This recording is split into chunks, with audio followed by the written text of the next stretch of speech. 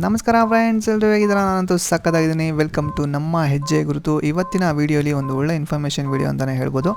ನಮ್ಮ ಪುಟ್ಟಿಗೆ ನಮ್ಮ ಏತರ್ 450Xಗೆ ಒಂದು ಫುಟ್ ರೆಸ್ಟ್ನ ತೊಗೊಂಡಿದ್ದೀನಿ. 560 ರೂಪಾಯಿದು, ತುಂಬ ಕಡಿಮೆ ಬೆಲೆದು. ಸೊ ಹಾಗೆ ಒಂದು ಸ್ಕ್ರೀನ್ ಗಾರ್ಡನ್ನು ಕೂಡ ತೊಗೊಂಡಿದ್ದೀನಿ. ಇದನ್ನು ಕೂಡ 299 ರುಪೀಸು. ಎರಡೂ ಕೂಡ ಅಮೆಝಾನಲ್ಲಿ ತೊಗೊಂಡಿದ್ದು. ಲಿಂಕ್ ಬೇಕಾದರೆ ನೀವು ಕಮೆಂಟಲ್ಲಿ ತಿಳಿಸಿ, ನಾನು ನಿಮಗೆ DM ಮಾಡ್ತೀನಿ.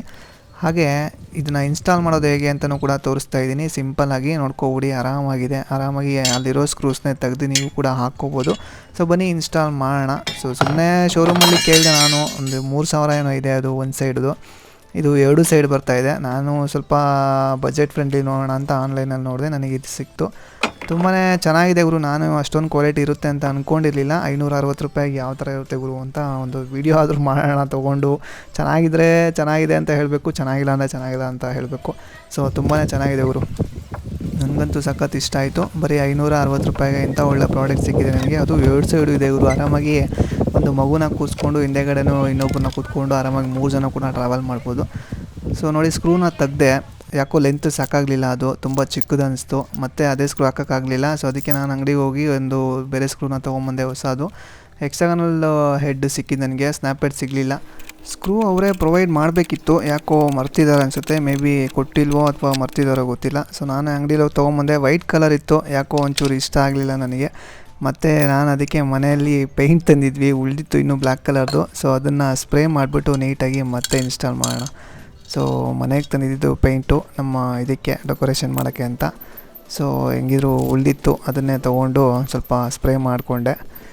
ಕಟಿಂಗ್ ಪ್ಲೇಯರಲ್ಲಿ ಇಟ್ಕೊಂಡು ಏನೋ ಸರ್ಕಸ್ ಮಾಡಿ ಸ್ಪ್ರೇ ಮಾಡಿದ್ದೀನಿ. ಒಂದು ವೈಟ್ ಕಲರ್ ಇದ್ದಿದ್ದು ಹೆಕ್ಸಾಗನಲ್ ಬೋಲ್ಟ್ಸ್ನ ನಾನೀಗ ಬ್ಲ್ಯಾಕ್ ಕಲರ್ ಮಾಡ್ತಾಯಿದ್ದೀನಿ. ಹಾಗೆ ವಾಷರ್ ಕೂಡ ತೊಗೊಂಬಂದಿದ್ದೆ, ಅದಕ್ಕೂ ಕೂಡ ಪೇಂಟ್ ಹೊಡ್ಬಿಟ್ಟು ಅದನ್ನು ಬ್ಲ್ಯಾಕ್ ಕಲರ್ ಮಾಡಿಬಿಟ್ಟೆ. ಸೊ ಬನ್ನಿ ಈಗ ಇನ್ಸ್ಟಾಲ್ ಮಾಡೋಣ. ಸೊ ಈ ಹೋಲ್ಸ್ ಅಷ್ಟೇ ತುಂಬ ಚೆನ್ನಾಗಿ ಮ್ಯಾಚ್ ಆಯಿತು ಗುರು. ನಾನೆಲ್ಲೋ ಮ್ಯಾಚ್ ಆಗೋಲ್ಲ ಅಂದ್ಕೊಂಡಿದ್ದೆ. ಯಾವುದೋ ರಿವ್ಯೂಲ್ಲಿ ಹಾಕಿದ್ರು, ಮೇ ಬಿ ಅವರು ಎಂದಕ್ಕೆ ಹಾಕಿದ್ರೋ ಗೊತ್ತಿಲ್ಲ. ಏತರ್ 450ಗೆ ಹಾಕಿದ್ರು ಅಥವಾ ಬೇರೆ ಇನ್ನೊಂದು ಹೊಸದು ಬೈಕ್ ಬಂದಿದೆಯಲ್ಲ ಗುರು, ಅದು ಯಾವುದೋ ರಿಡ್ಸ್ತಾ ಏನೋ, ಅದಕ್ಕೇನಾದರೂ ಹಾಕ್ಬಿಟ್ರೋ ಗೊತ್ತಿಲ್ಲ. ಸೊ ಇದಕ್ಕಂತೂ ಚೆನ್ನಾಗಿ ಮ್ಯಾಚ್ ಆಯಿತು ಗುರು. ನೋಡೋಕ್ಕೂ ಚೆನ್ನಾಗಿ ಕಾಣಿಸುತ್ತೆ, ಒಳ್ಳೆ ಲುಕ್ ಆಗಿದೆ. ಹಾಗೆ ಕ್ವಾಲಿಟಿನೂ ಚೆನ್ನಾಗಿದೆ. ಮತ್ತು ಕ್ರ್ಯಾಶ್ ಗಾರ್ಡ್ ಥರನೂ ಆ್ಯಕ್ಟ್ ಆಗುತ್ತೆ ಗುರು. ಒಂದು ಸ್ವಲ್ಪ ಟಚ್ ಆಗೋಲ್ಲ, ಎಲ್ಲಾದರೂ ಬಿದ್ದರೆ ಡೈರೆಕ್ಟಾಗಿ ಇದ್ರ ಮೇಲೆ ಬಿಡುತ್ತೆ, ಗಾಡಿಗೆ ಏನು ಟಚ್ ಆಗೋದಿಲ್ಲ. ಸೊ ಆ ಥರನೂ ಕೂಡ ಆ್ಯಕ್ಟ್ ಆಗುತ್ತೆ. ಒಂದು ಲೆವೆಲ್ಗೆ ತುಂಬ ಚೆನ್ನಾಗಿದೆ ಅಂತಲೇ ಹೇಳ್ಬೋದು ಗುರು. ಓಕೆ, ಸೊ ಟೋಟಲಿ 2 ಕಡೆನೂ ಇನ್ಸ್ಟಾಲ್ ಮಾಡಿ ಆಯಿತು. ನೋಡಿ, ಅಷ್ಟೊಂದು ಹೊರಗಡೆನೂ ಬರೋಲ್ಲ. ಸೊ ಗಾಡಿ ಲೆವೆಲ್ಗೇನೇ ಇದೆ, ಜಾಸ್ತಿ ಆಚೆ ಕೂಡ ಬಂದಿಲ್ಲ. ಓಕೆ ಗುರು, ಒಂಥರ ಕ್ರ್ಯಾಶ್ ಗಾರ್ಡ್ ಥರನೂ ಆ್ಯಕ್ಟ್ ಆಗುತ್ತೆ, ಫುಟ್ ರೆಸ್ಟ್ ಥರನೂ ಇದೆ, ಸ್ಟ್ರೆಂತಾಗೂ ಇದೆ. ನೋಡಿ, ಅಲ್ಲಾಡೋದೇ ಇಲ್ಲ. ತುಂಬ ಚೆನ್ನಾಗಿದೆ ಗುರು. 560 ರೂಪಾಯಿಗೆ ಒಳ್ಳೆ ಪ್ರಾಡಕ್ಟ್ ಗುರು ಅಮೆಝಾನಿಂದ. ತುಂಬ ಖುಷಿಯಾಯಿತು ನನಗಂತೂ. ಸೊ ನೋಡಿ, ನಿಮಗೂ ಯೂಸ್ ಆದರೂ ಆಗ್ಬೋದು, ಅಥವಾ ನಿಮ್ಮ ಏತರ್ ಫ್ರೆಂಡ್ ಯಾರಾದರೂ ಇಟ್ಟಿದ್ರೆ ಅವರು ಕೂಡ ಈ ವಿಡಿಯೋನ ಶೇರ್ ಮಾಡಿ. ಸುಮ್ಮನೆ ದುಡ್ಡು ವೇಸ್ಟ್ ಮಾಡೋ ಬದಲು ಒಂದು ಸ್ವಲ್ಪ ಜುಗಾಡ್ ಮಾಡಿಕೊಂಡು ಈ ಥರ ಹಾಕ್ಸ್ಕೊಬೋದು. ಸೊ ಈಗ ಸ್ಕ್ರೀನ್ ಗಾರ್ಡ್ನ ಇನ್ಸ್ಟಾಲ್ ಮಾಡೋಣ. ಸೊ ಸ್ಕ್ರೀನ್ ಗಾರ್ಡ್ನ ಓಪನ್ ಮಾಡಿದ್ರೆ ನಮಗೆ ಏನೇನು ಸಿಕ್ಕುತ್ತೋ ನೋಡೋಣ. ನೀಟಾಗಿ ಬಟ್ಟೆಯಲ್ಲಿ ಫಸ್ಟು ಅದನ್ನು ಕ್ಲೀನ್ ಮಾಡಿಕೊಂಡೆ, ಗ್ಲಾಸ್ ಎಲ್ಲನೂ ಧೂಳೆಲ್ಲ ಇತ್ತಲ್ವ. ಸೊ ಎಲ್ಲ ಕ್ಲೀನ್ ಮಾಡಿಕೊಂಡು ಈಗ ಅದನ್ನು ಓಪನ್ ಮಾಡೋಣ.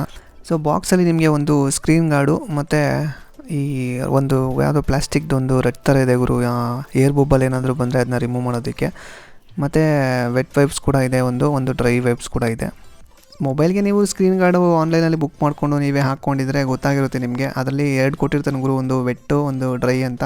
ಸೊ ಮೊದಲಿಗೆ ವೆಟ್ ವೈಪ್ಸ್ ತೊಗೊಬಿಟ್ಟು ನೀಟಾಗಿ ಒರೆಸ್ಬೇಕು. ಅದರಲ್ಲಿ ಲಿಕ್ವಿಡ್ ಎಲ್ಲ ಇರುತ್ತೆ ಒಂಥರ, ಅದೆಲ್ಲ ನೀಟಾಗಿ ಡಸ್ಟ್ ಎಲ್ಲ ನೀಟಾಗಿ ಕಾರ್ನರ್ಸಲ್ಲೆಲ್ಲ ನೀಟಾಗಿ ಒರೆಸ್ಬಿಟ್ಟು, ನೆಕ್ಸ್ಟು ಡ್ರೈ ಪೇಪರ್ ತೊಗೊಂಡು ಅದನ್ನು ನೀಟಾಗಿ ಒರೆಸ್ಬಿಟ್ಟು 2 ಅವರೇ ಕೊಟ್ಟಿರ್ತಾರೆ. ಸ್ಟೆಪ್ 1 ಸ್ಟೆಪ್ 2 ಅಂತಲೂ ಅದರಲ್ಲಿ ಮೆನ್ಷನ್ ಮಾಡಿರ್ತಾರೆ.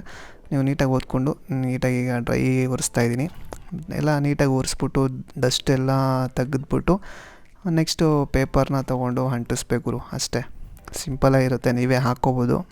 ಇದರಲ್ಲೂ ಕೂಡ ಅಷ್ಟೇ ನೀಟಾಗಿ ಮೆನ್ಷನ್ ಮಾಡಿರ್ತಾರೆ, ಫಸ್ಟ್ ಯಾವುದು ರಿಮೂವ್ ಮಾಡಬೇಕು, ಸೆಕೆಂಡ್ ಯಾವುದು ರಿಮೂವ್ ಮಾಡಬೇಕು ಅಂತ. ಇಲ್ಲಿ ಸ್ಟೆಪ್ 1 ಅಂತ ಇರೋದನ್ನು ನೀಟಾಗಿ ರಿಮೂವ್ ಮಾಡಿಬಿಟ್ಟು ಆ ಸೈಜ್ ಕರೆಕ್ಟಾಗಿ ಕಾರ್ನರ್ಸ್ ಎಲ್ಲ ಪ್ಲೇಸ್ ಮಾಡಿಬಿಟ್ಟು ನೀಟಾಗಿ ಇಡಬೇಕು ಗುರು.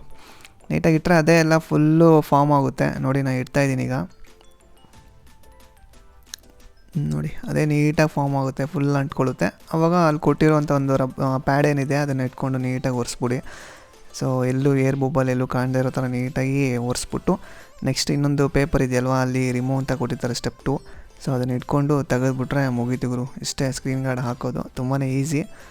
ನೋಡಿ, ಕಿತ್ತು ಬರುತ್ತೆ, ಅಷ್ಟೇ, ಮುಗೀತು ಗುರು. ಸಿಂಪಲ್ಲಾಗಿ ಇನ್ಸ್ಟಾಲ್ ಮಾಡ್ಕೋಬೋದು, ನೀವೇ ಕೂಡ ಹಾಕ್ಕೋಬೋದು. ತುಂಬ ಚೆನ್ನಾಗಿ ಅನ್ನಿಸ್ತು ಗುರು ನನಗಂತೂ. ಒಂದು ಒಳ್ಳೆ ಬಜೆಟಲ್ಲಿ ಆರಾಮಾಗಿ ನೀವೇ ತೊಗೊಂಡು ನೀವೇ ಹಾಕ್ಕೊಳ್ಳಿ. ಸರ್ವಿಸ್ ಸೆಂಟ್ರಲ್ಲೆಲ್ಲ ಬಿಟ್ಟರೆ ಕಾಸ್ಟು ತುಂಬಾ ಆಗುತ್ತೆ. ಅದ್ರ ಬಗ್ಗೆ ನಾನು ಏನು ಹೇಳೋದು ಬೇಕಾಗಿಲ್ಲ, ನಿಮಗೆ ಗೊತ್ತಿರುತ್ತೆ. ಸೊ ಓಕೆ, ಇದಿಷ್ಟು ನಮ್ಮ ಪುಟ್ಟಿಯ ಕತೆ.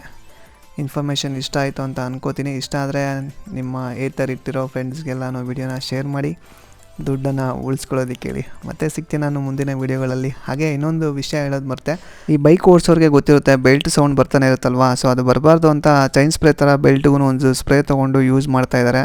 ಸೊ ತುಂಬ ಚೆನ್ನಾಗಿ ವರ್ಕ್ ಆಗ್ತಾಯಿದೆ ಅಂತೆ. ನಾನು ಕೂಡ ಬುಕ್ ಮಾಡಿದ್ದೀನಿ, ಇನ್ನೇನು ಬರುತ್ತೆ ಅದನ್ನು ಕೂಡ ನೆಕ್ಸ್ಟ್ ವೀಡಿಯೋಲಿ ಹಾಕ್ತೀನಿ. ನೋಡಿ ಎಲ್ಲರೂ ಕೂಡ ಶೇರ್ ಮಾಡಿ. ಮತ್ತೆ ಸಿಗ್ತೀನಿ ಮುಂದಿನ ವೀಡಿಯೋಗಳಲ್ಲಿ. Tata, bye bye.